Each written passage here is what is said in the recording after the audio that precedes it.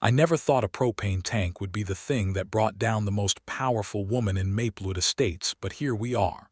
And honestly, looking back on the whole thing now, I wouldn't change a single minute of it. Well, except maybe I'd have set up the security cameras a week earlier. But we'll get to that. My name is Rick Warren, and I've lived at 14 Birchwood Lane in Maplewood Estates for going on 11 years now. It's a nice neighborhood. Good neighbors, mostly quiet streets, decent-sized lots with mature trees that look gorgeous in fall and absolutely terrifying in a January ice storm. I moved in back when the HOA was run by an older gentleman named Gerald Hutchins, who was perfectly reasonable, drove a sensible sedan, and once helped me carry a sofa up my front steps without being asked. Gerald retired to Florida about 3 years ago, and everything changed when Barbara Blankenship stepped in. Barbara Blankenship. Just saying the name makes my eye twitch a little. She's mid-50s, always wearing some kind of fleece vest regardless of the season, hair done up like she's perpetually on her way to a country club luncheon. And she drives a white SUV so spotless it looks like she wipes it down with a toothbrush. She moved into the house directly across the street and 2 doors to the right of mine about 5 years ago, and within 18 months she had maneuvered herself onto the HOA board, then into the vice president's chair, and then finally into the president's seat after she orchestrated a vote of no confidence against the previous president over some truly ridiculous dispute about fence paint color. That's a whole other story. The point is, Barbara had turned the HOA into her personal fiefdom, and the handful of board members left were either terrified of her or had been convinced she was some kind of neighborhood visionary. She had memorized every single line of the Maplewood Estates CC and RS, which is the community's covenants, conditions, and restrictions document, and she wielded those rules like a weapon. You got a letter if your garbage cans were visible from the street. You got a letter if your holiday lights weren't down by January 15th. You got a letter if your lawn showed too much brown in August. I had received 4 letters in the past 2 years, each one more passive-aggressively worded than the last, and 2 of them were about things that weren't even actual violations, just things Barbara personally didn't like. But the propane tank thing, that was when she went too far, and that's when I decided I was done playing nice. Let me set the scene. It was the 2nd week of January, which in this part of the country means the landscape looks like someone drained all the color out of the world and replaced it with 40 different shades of gray and white. We'd had a brutal stretch of weather even by local standards.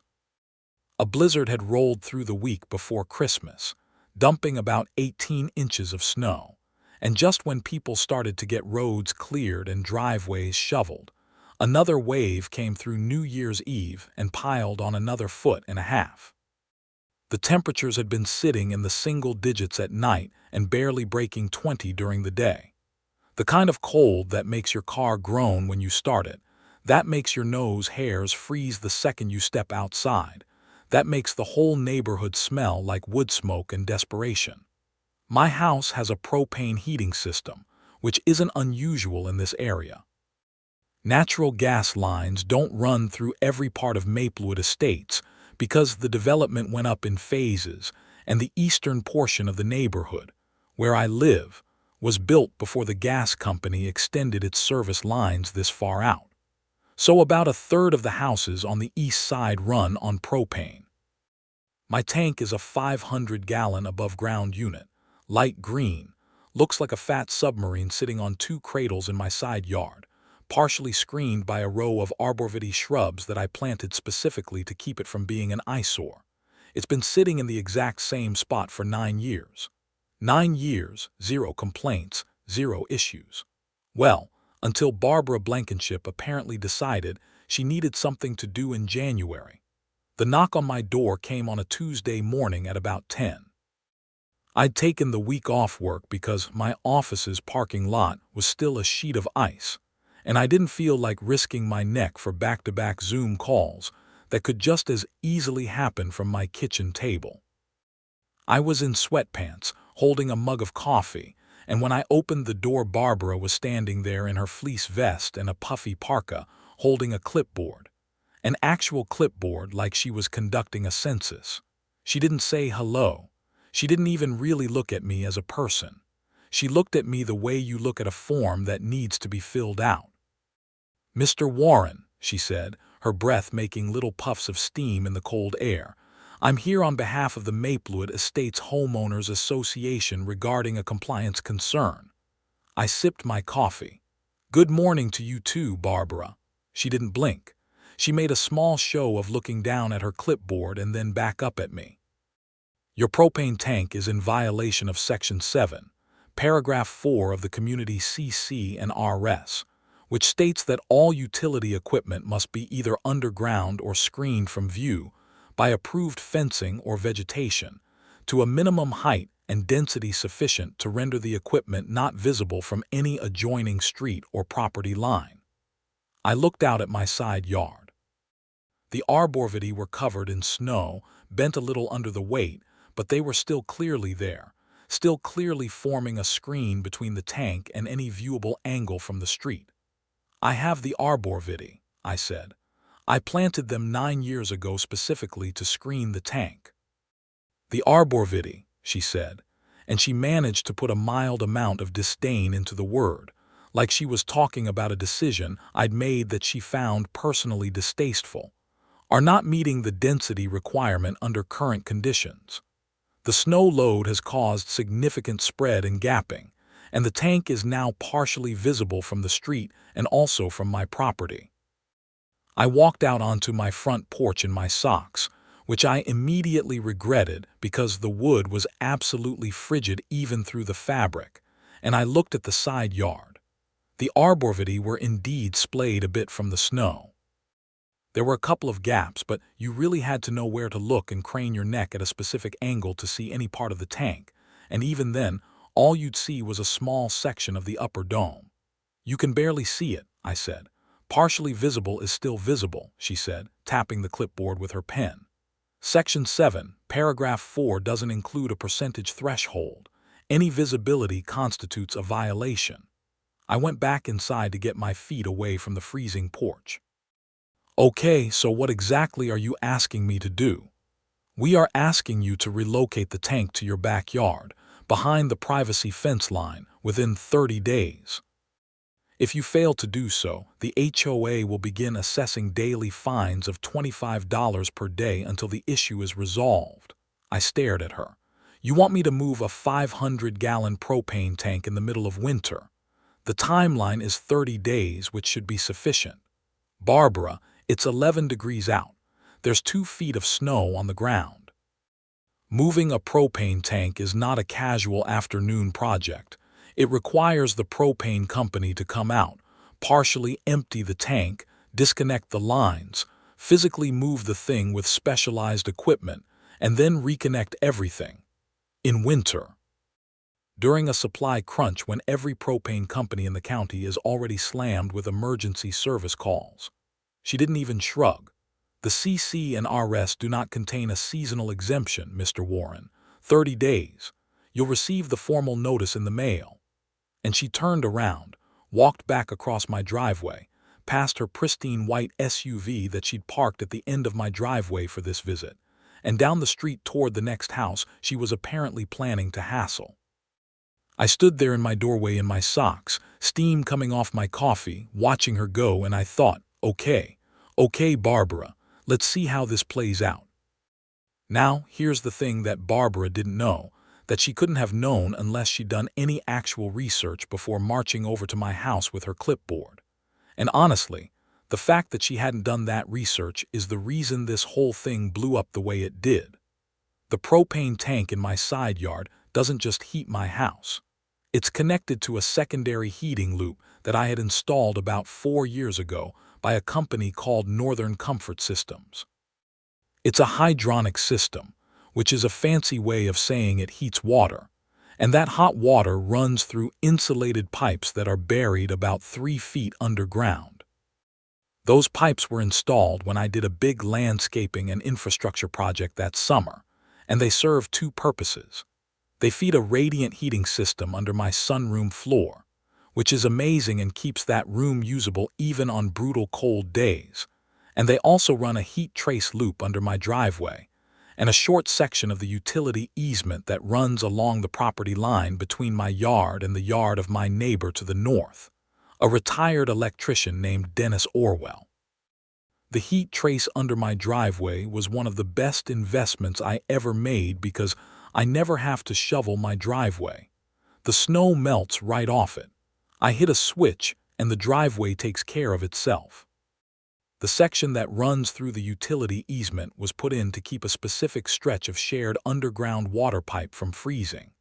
There's a municipal water line spur that runs through that easement, and in the years before I installed the system, that section of pipe would freeze a couple of times a winter and cause water supply interruptions for 3 houses, including mine, Dennis's, and the house on the other side of the easement, which happens to belong to Barbara Blankenship. Yes. The propane-fueled hydronic system that Barbara wanted me to dismantle keeps a water pipe under her yard from freezing. She had no idea. She had been living there for 5 years and not once had her water pipe frozen, and she had simply assumed that was because everything was fine and had never once asked why or thought about it. Dennis knew. Dennis had been there when we did the installation. He'd even helped me trace the pipe route and suggested running the loop a little deeper to give it better thermal coverage. Dennis and I had talked about it plenty of times. But Barbara, who was too busy cataloging arborvitae compliance violations to have actual conversations with her neighbors, had never heard a word of it. I found out she'd also sent similar letters to 2 other homeowners that week, both minor and borderline absurd complaints, one about a wind chime that was allegedly too audible from the street, and one about a basketball hoop that was supposedly 2 inches too close to the property line. But the propane tank letter was the one that lit my fuse, and once I started pulling on that thread, some really interesting things started to unravel. My first call was to my propane company, Great Lakes Gas and Propane, just to understand what it would realistically take to move the tank. The guy on the phone, a dispatcher named Tony, laughed when I told him the HOA wanted it moved in 30 days in January. He laughed in a kind way, like he genuinely felt bad for me, but he laughed. He said they were already running 3 to 4 weeks behind on non-emergency service calls because of the cold snap, that the tank move would require permitting from the county, which typically took 3 to 6 weeks, that they'd need the ground to be thawed or at minimum accessible for the cradle installation, and that winter was genuinely the worst possible time to attempt this kind of work, both logistically and in terms of safety. He offered to write me a letter on company letterhead explaining all of this, which I told him would be incredibly helpful, and he said he'd email it over by end of day. My second call was to a property attorney named Maria Delgado, whose office was about 20 minutes away. I'd actually used Maria before for a different HOA dispute a couple of years back involving a fence height disagreement. She's sharp, practical, and she has a particular talent for reading HOA governing documents the way other people read treasure maps, always looking for where the gold is buried. I emailed her the formal notice from the HOA when it arrived in the mail 2 days later, along with photos of the tank and the arborvitae, and asked her to look at the CC and RS language. She called me back within 48 hours. "Okay, so a few things," she said. "First, Section 7, Paragraph 4 does require screening, but the CC and RS also contain a reasonableness standard in the enforcement provisions. Specifically, Section 12, Paragraph 2 says the HOA must take into account reasonable seasonal and environmental conditions when setting compliance timelines. That's their own document. They wrote that in there, presumably so they could give summer grace periods for brown lawns during droughts, but it applies equally here. Demanding a tank move in 30 days during a documented polar winter event is not reasonable, and if they push the fines, that's your first line of defense." "Good," I said. Second, and this is the more interesting part, she continued, you said the system heats a pipe that runs under neighboring properties. Do you have documentation of that?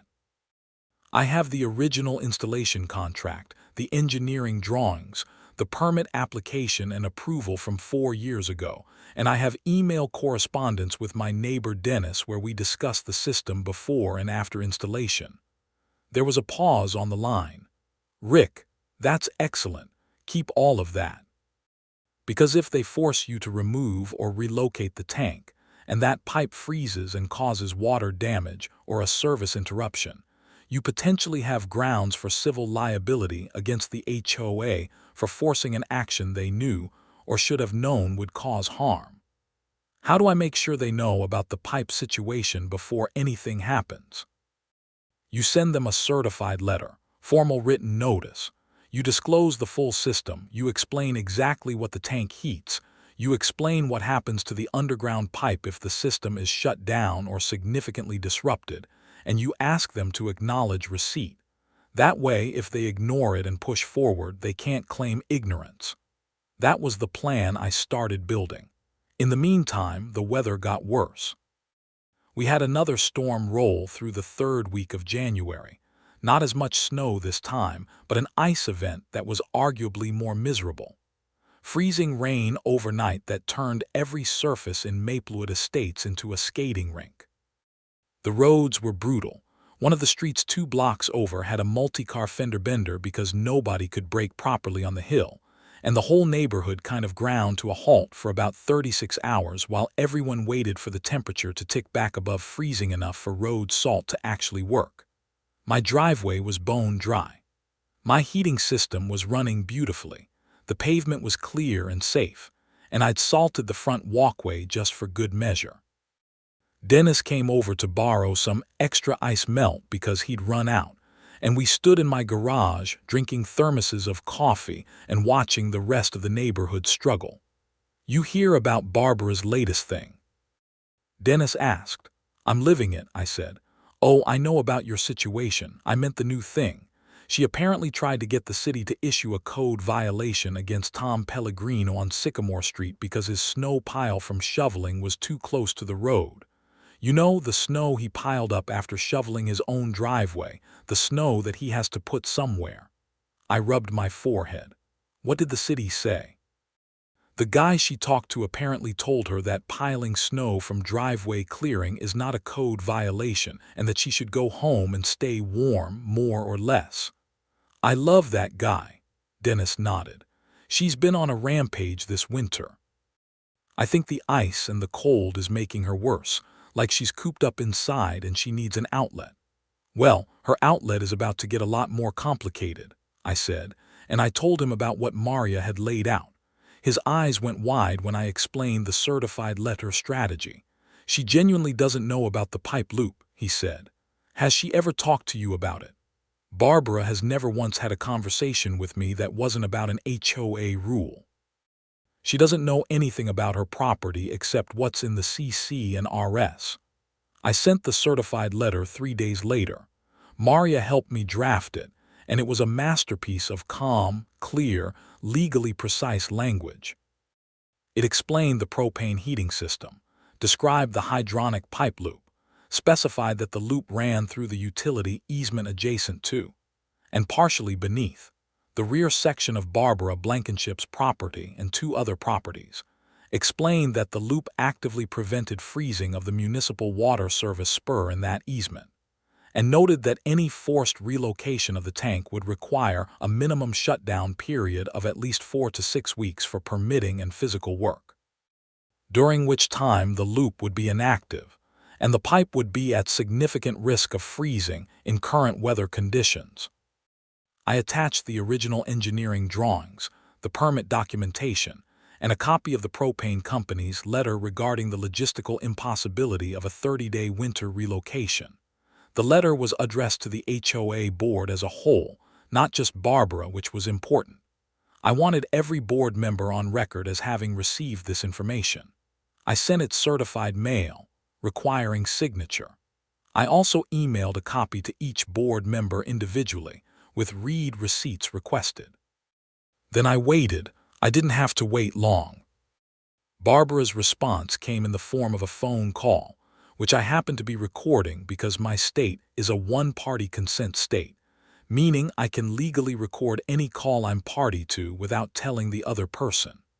I started doing this a while back after a particularly frustrating call with a contractor, and it had become a habit when dealing with anyone where I thought the conversation might become important later. She called me on a Thursday afternoon. The ice had still not fully cleared off the back roads, the temperature was in the mid-teens, and I was sitting in my sunroom, which was a perfect 71 degrees thanks to the radiant floor system, watching snow blow sideways past the windows. "Mr. Warren," she said, and even through the phone I could hear the particular clipped tension in her voice that meant she was very unhappy. "I received your letter." "Good," I said. "That was the intent. I want to be clear that the HOA does not accept your characterization of the situation as accurate, and we intend to proceed with the compliance enforcement timeline." I let a brief pause sit there. "You understand what I explained in that letter, right? About the pipe. What you're describing is an unauthorized system that was installed without HOA approval. Any improvements or infrastructure that affects shared easement areas requires HOA review under Section 9 of the CC and RS. I had actually anticipated this argument, because Maria had anticipated it, which is why she'd made sure I had documentation ready for it. The system was permitted by the county. It's in the utility easement, which is county-maintained infrastructure. HOA authority doesn't extend to improvements within county utility easements, which is established in Section 9, subsection C of your own CC and RS. The easement is not HOA-governed property. Silence on the other end for a moment. "Regardless," she said, and I could tell she was shifting angles, "you have no legal right to run a heating system through an easement that affects neighboring properties without their consent. I have documented consent from the county, who governs that easement. I also sent written notification to both neighboring properties at the time of installation. Would you like to know what I got back from your address?" Another pause. "I was not living there 4 years ago." "No, but the previous owner was, and the notification was acknowledged. Property disclosures pass with the house, Barbara. When you bought that property, you took on the existing infrastructure situation. That's basic real estate law." The silence this time was longer. I could hear something, the faint sound of her breathing or possibly papers being shuffled, like she was frantically looking for the next angle of attack. "The HOA will be consulting our attorney," she said finally. "That's absolutely your right. I've already consulted mine. Feel free to have them reach out to Maria Delgado at Delgado Property Law." I heard what might have been a sharp intake of breath. Maybe she recognized Maria's name. Maybe she didn't and was just frustrated.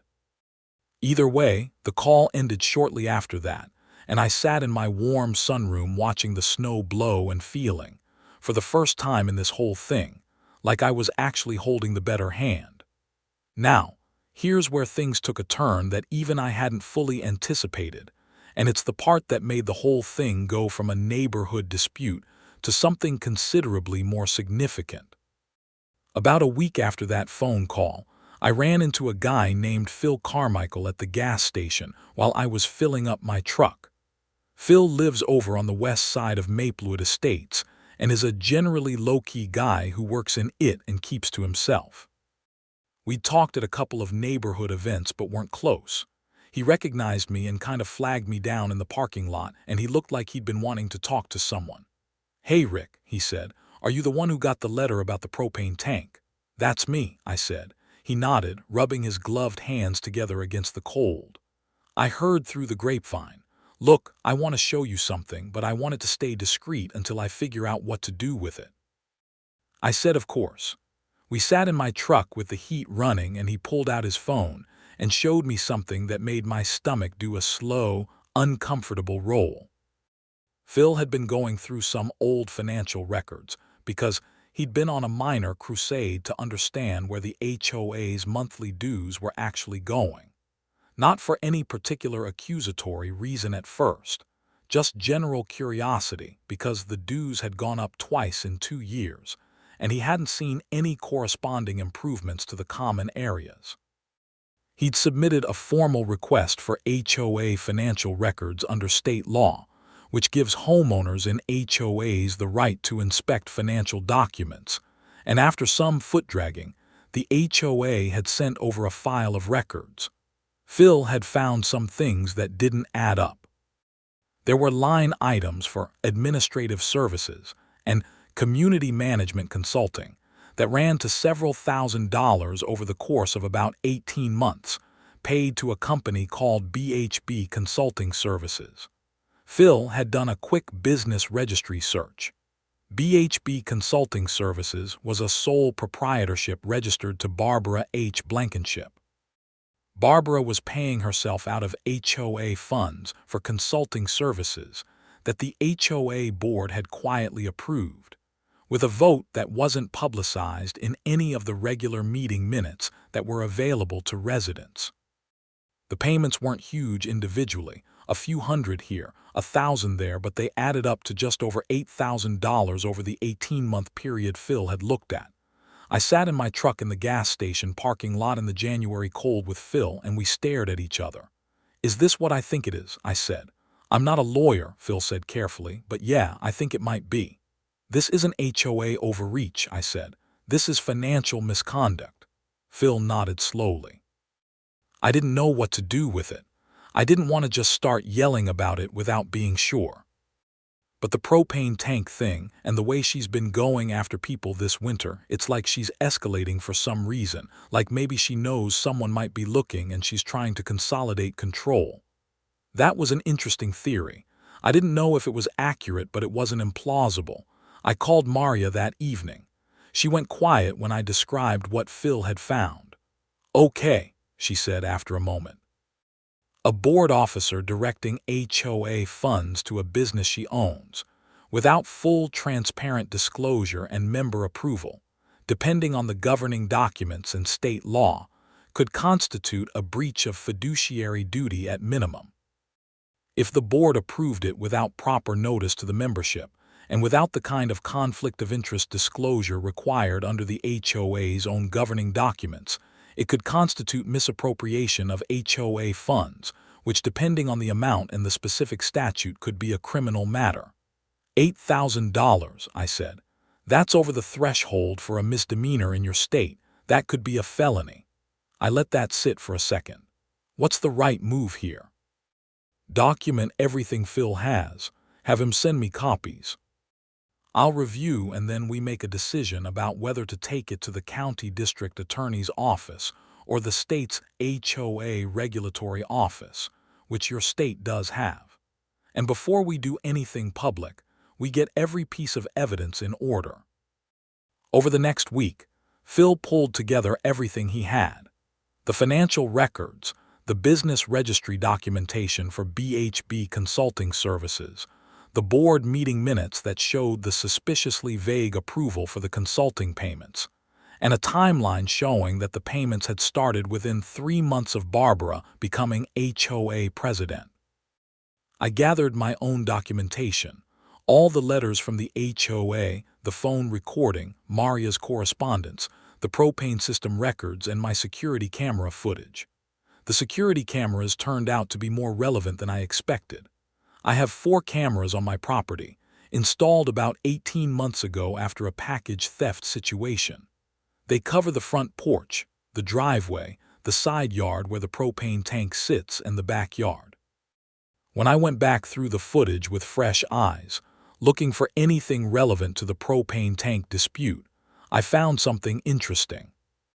3 days before Barbara knocked on my door with her clipboard and her compliance notice, there was footage of her walking slowly past my house on the sidewalk. She stopped at the end of my driveway. She was on her phone. She looked at the side yard for a long moment, then looked down at her phone, then back at the yard. She appeared to take a photo with her phone. Then she walked away.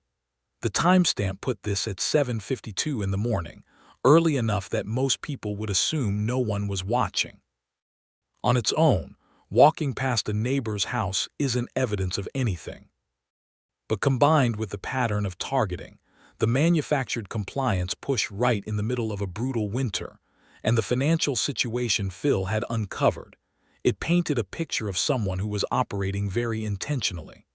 I also went back through 3 months of footage and noticed that Barbara had walked past my house at similar early morning times at least 6 times. Not suspicious on its own, people have walking routes. But each time occurred within a day or two of some HOA-related communication I received. She was clearly doing reconnaissance, looking for things to cite. That's not illegal, but it is the kind of thing that helps establish a pattern when you're trying to show that someone is using their HOA position to harass specific residents. Dennis had noticed something similar.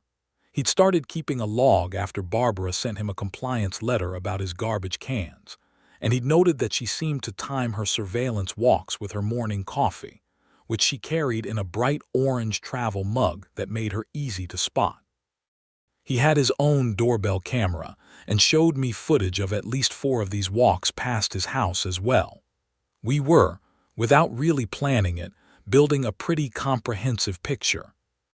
Maria submitted a formal complaint on my behalf to the HOA board in late January, requesting a suspension of the compliance enforcement action pending resolution of the legal questions about the reasonableness of the timeline and the authority over the utility easement.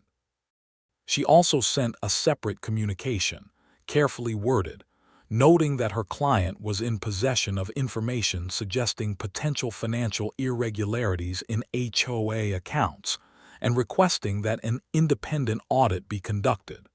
That letter lit a match under something. 2 of the HOA board members, a retired teacher named Helen Marsh and a younger guy named Greg Fontaine who sold real estate, apparently had not known about the BHB consulting payments in any detail. Or at least, that's what they both said when the situation started coming out into the open. Helen in particular seemed genuinely shaken when Phil formally sent his findings to all board members, which he did in early February after consulting with Maria about how to do it properly. Helen called me directly, which surprised me. "Rick," she said, "I want you to know that I had no knowledge of the specifics of those consulting payments. I approved a budget line item for administrative support, but I was never told it was going to Barbara's own company." "I appreciate you saying that, Helen," I said carefully. "I've been on this board for 2 years because I care about this neighborhood," she said, and she sounded tired and upset. "This is not what I signed up for." She formally requested an emergency board meeting, which under the HOA bylaws required 24 hours notice. Barbara, as president, was legally required to call the meeting if 2 board members requested it, and with Helen and Greg both signing the request, she had no choice. The meeting happened on a Saturday afternoon in early February, held at the community clubhouse, which was a small building next to the neighborhood's shared green space. It was still brutally cold outside, but the clubhouse had decent heat, and when I walked in I was genuinely surprised at how many people were there. I'd mentioned the meeting to a couple of neighbors in passing, and word had apparently spread. There were maybe 30 homeowners crammed into a space that usually held 20, sitting in folding chairs and lining the walls. The 4 remaining board members sat at a table at the front, Barbara at the center with her usual clipboard, though she looked noticeably less comfortable than usual. Maybe it was the crowd. Maybe it was the fact that Phil was sitting in the second row with a folder thick enough to stop a door. Barbara opened the meeting with practiced authority, calling the agenda items in order, trying to control the framing. She framed the emergency meeting as a routine financial review, not as an investigation, not as a response to any allegation. She was smooth, I'll give her that. She'd clearly had time to prepare, but Maria was sitting next to me, and Phil had his folder. And Dennis was behind us with his camera logs, and Helen Marsh had her own notes. And 2 days earlier, one of the other board members, a quiet man named Robert Stills who barely ever said anything at meetings, had apparently had a long conversation with Phil and had come in looking like a man who'd made a decision. When the meeting opened for homeowner comments, Phil stood up first. He laid out the BHB consulting situation calmly and methodically, with documentation without drama. He passed copies of the key documents to everyone in the room. He was clear, factual, and thorough. Barbara attempted to interrupt twice, and both times Helen Marsh, who was technically chairing this portion of the meeting as secretary, told her politely but firmly that the floor belonged to the speaker. When Phil finished, there was a silence in the room that felt like a held breath. Barbara started to respond. She said the payments had been properly authorized, that her consulting work for the HOA represented real value, that the board had approved the arrangement. She was calm and somewhat convincing, but then Helen Marsh quietly said that she had not been informed the consulting company was Barbara's own business, and Greg Fontaine said the same, and Robert Stills said he'd been told it was a third-party vendor, which meant the information Barbara had given to the board when she got the payments approved was, at minimum, materially incomplete. At worst, it was deliberately misleading. Maria stood up and introduced herself as legal counsel for one of the affected homeowners, and noted that based on the documentation, there appeared to be grounds for a formal complaint to the state's HOA regulatory body, and potentially to the district attorney's office. She was composed and professional, but the word district attorney landed in that room like a stone dropped in still water. You could see the ripples move across people's faces. Barbara's composure cracked just slightly. It was in her eyes more than anything, a flicker of something that might have been fear. But she recovered quickly and called for a recess, which she didn't actually have the authority to unilaterally call given that Helen was chairing the session, and Helen calmly said they would continue. The vote to engage an independent auditor passed 4-1. Barbara cast the 1-no vote. The vote to suspend enforcement action on all pending HOA compliance letters, including mine, pending a review of enforcement practices, passed 4-1 again. Barbara didn't say much after that. She sat at the table with her clipboard, writing things down, and the clipboard looked much less like a weapon and much more like something to hold on to. The independent auditor was hired within 10 days. The state HOA regulatory office received a formal complaint 2 days after the meeting, filed jointly by Maria on my behalf and Phil on his own. I also forwarded the phone recording to Maria, who confirmed it was admissible and relevant. The audit took 3 weeks.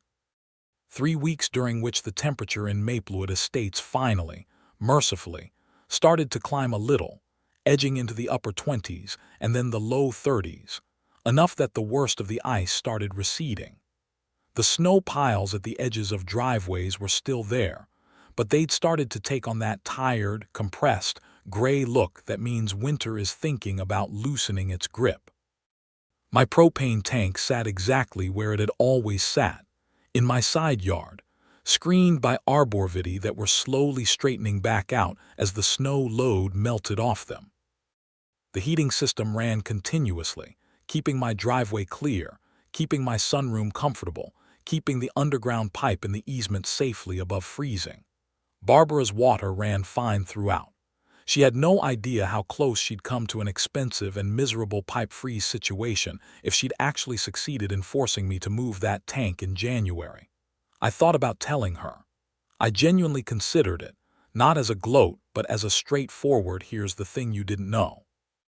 But I decided against it in the end, partly because of the ongoing legal situation, and partly because I thought the universe was handling things adequately without my editorial commentary.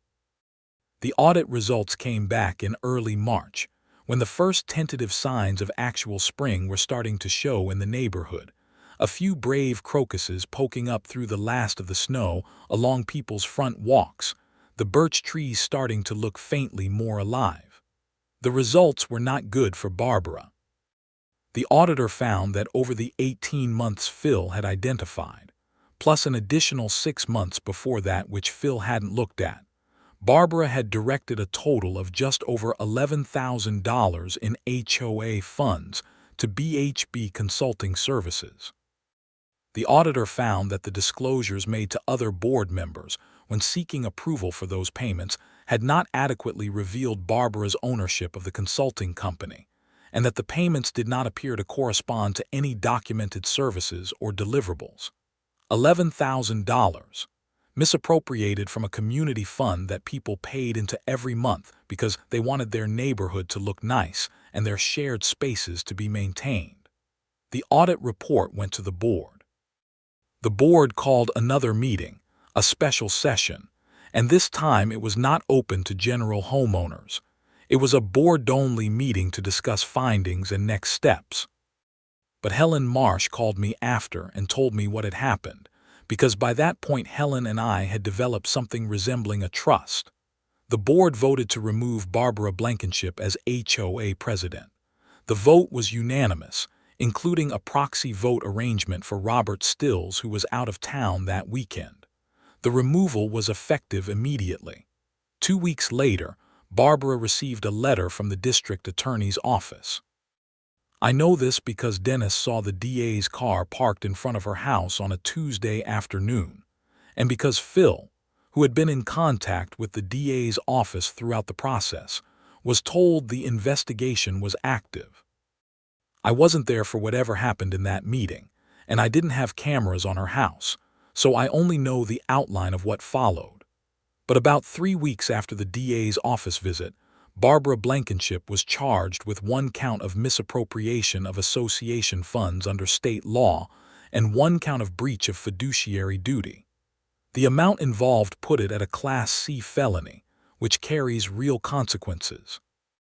She was not arrested in any dramatic way. There were no handcuffs in the driveway or anything like that. She turned herself in at the county courthouse with an attorney and was processed and released on her own recognizance. But the charge was real and the case was proceeding. She quietly resigned from the HOA board in writing the same day she turned herself in. The letter was 3 sentences long and contained no acknowledgement of wrongdoing, just a formal resignation effective immediately. Her attorney had probably written it. Helen Marsh was voted in as interim president at an emergency HOA board meeting, and the first thing she did was officially close all pending compliance enforcement actions and announce that the board would be conducting a comprehensive review of all enforcement letters sent in the previous 18 months to determine which ones had been legitimate and which had been what Helen diplomatically called procedurally irregular. There were, in the end, 14 enforcement actions across the neighborhood that were found to lack legitimate basis and were formally rescinded. Mine was one of them.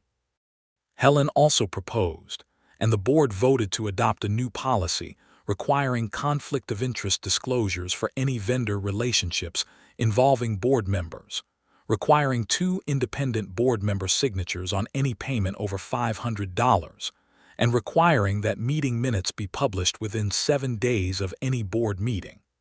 Small things, really, but they were the kind of structural guardrails that should have been there all along. Phil got a round of applause at the next community-wide HOA meeting in March, which was held outdoors because it was finally warm enough and there were about 60 homeowners there, more than I'd ever seen show up to one of these things. He stood up and kind of shuffled awkwardly and said he was just paying attention to where his money was going, which is what everyone should do. He got another round of applause for that. Dennis brought a case of beer to my garage one Saturday afternoon in mid-March, when the snow had finally retreated, except for the stubborn shadow piles behind garages and under dense trees, and we sat in lawn chairs in the garage with the door open and the pale early spring sun coming through.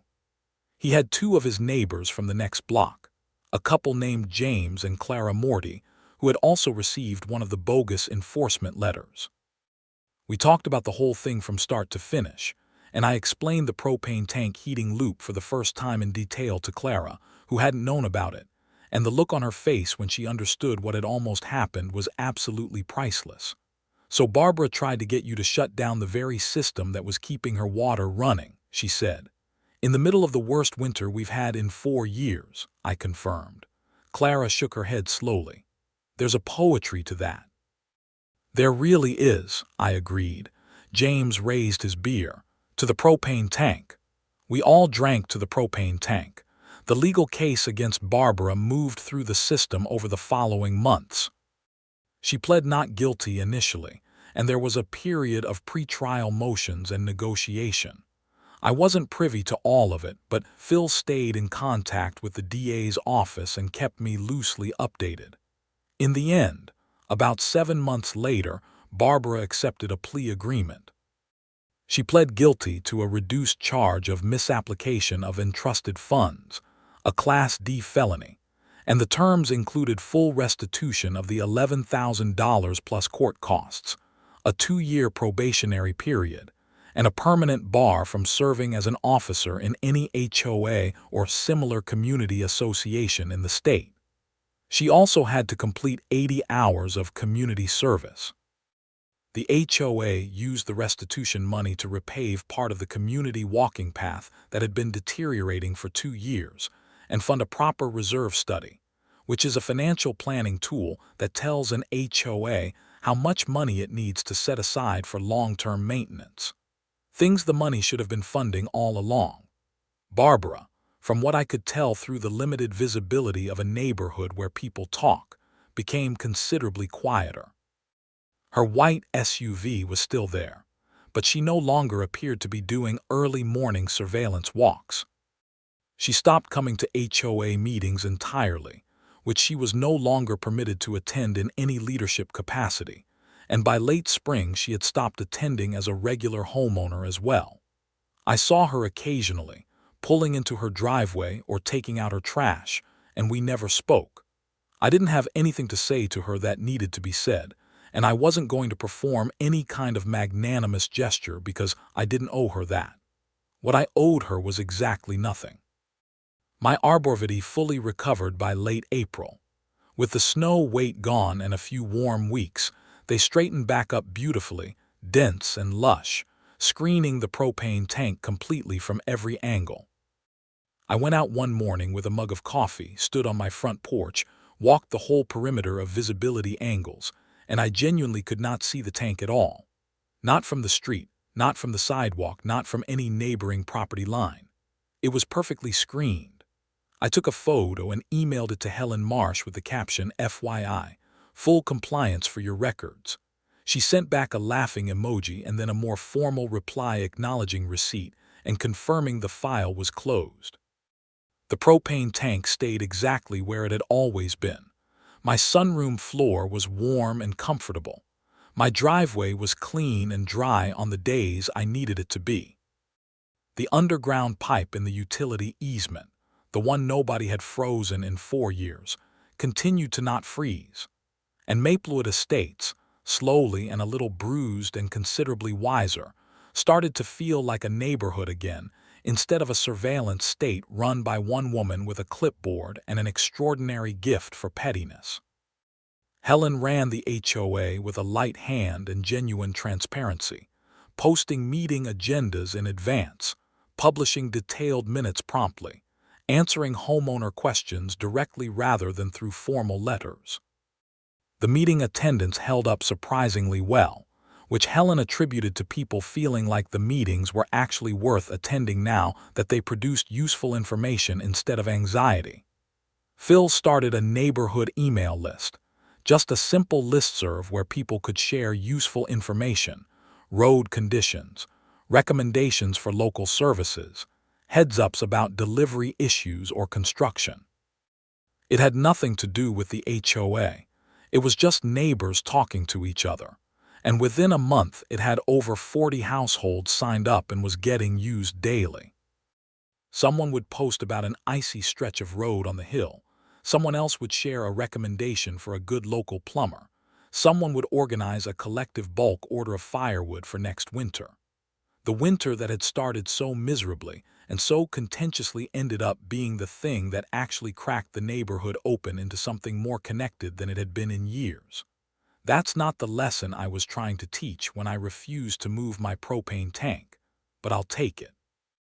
In April, I had the heating system serviced, as I do every spring before putting it into reduced maintenance mode for the warmer months. The technician from Northern Comfort Systems, a woman named Joyce who had done my service appointments for 3 years running, did her inspection and declared everything in excellent condition. She pressure tested the underground loop, checked the heat trace elements, and said the system was running as efficiently as the day it was installed. "Any issues this winter?" she asked. "None with the system," I said. "Other things, but not the system." She gave me a look that suggested she had dealt with plenty of situations where the problems were other than technical, and she nodded in a way that conveyed she understood completely. Dennis came over after Joyce left and helped me do the seasonal work of clearing the storage area around the tank so I could do a visual inspection of the connections myself. He'd helped me with this every spring since we'd become friends over the easement pipe project, and it had turned into a low-key tradition. We poked around for 20 minutes. I confirmed everything looked good, and then we went inside and I made sandwiches. "You think she'll move?" Dennis asked, meaning Barbara, as we sat at my kitchen table. "I don't know," I said. "Maybe. The neighborhood's a little uncomfortable for her now." "A little," he agreed. "Would you feel bad if she did?" I thought about it for a moment. "No," I said honestly. "I'd feel bad if she'd been wrongly accused of something. I don't feel bad that she's facing consequences for something she actually did." Dennis nodded. "Fair enough." "What I do think," I said, "is that whoever moves into that house next, if she does leave, is going to get a very warm welcome from me. And I'm going to introduce myself before they get their first HOA letter, so they know there's a neighbor here who can help them understand what's actually in those documents and what's just someone's personal agenda dressed up as policy." Dennis smiled. "You've become a resource." "I've become a person who reads CC and RS carefully," I said. "Which honestly everyone in a HOA community should do. You should put that on a bumper sticker." "Maybe I will." By the time summer arrived and the neighborhood was in full green bloom, the propane tank story had become the kind of legend that neighborhoods generate and pass around, growing slightly in the telling at each barbecue or front porch conversation.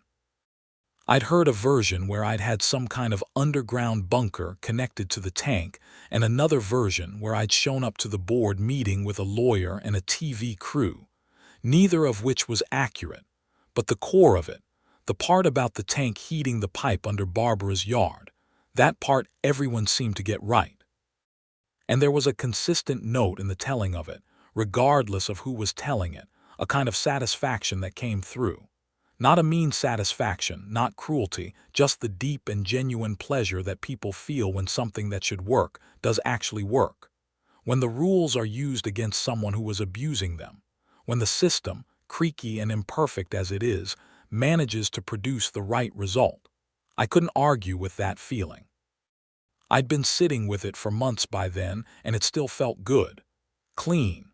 Like the neighborhood had worked out a knot that had been building for years. My propane tank got refilled in September, ahead of the coming winter, full 500 gallons, the truck pulling up on a bright fall morning with the leaves on my maple tree going orange and gold. The driver, a young guy I hadn't seen before, climbed out and started running the hose, and I came out to sign the paperwork.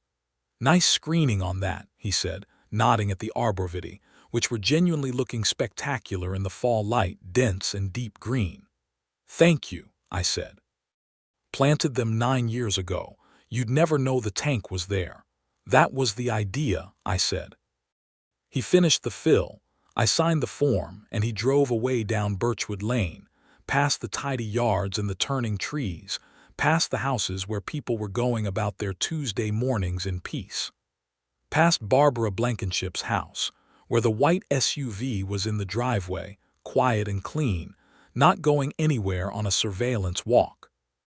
I stood in my side yard for a minute after the truck turned the corner, and I looked at the propane tank, solid and green and completely unmoved, exactly where I'd always kept it, exactly where it belonged.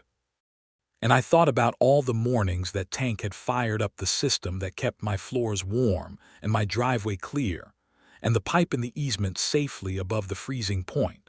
All those mornings that Barbara's water ran fine, while she slept in total ignorance of the infrastructure under her own yard that she'd come so close to dismantling.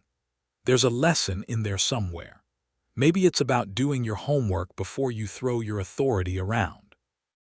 Maybe it's about the unintended consequences of pushing people too far.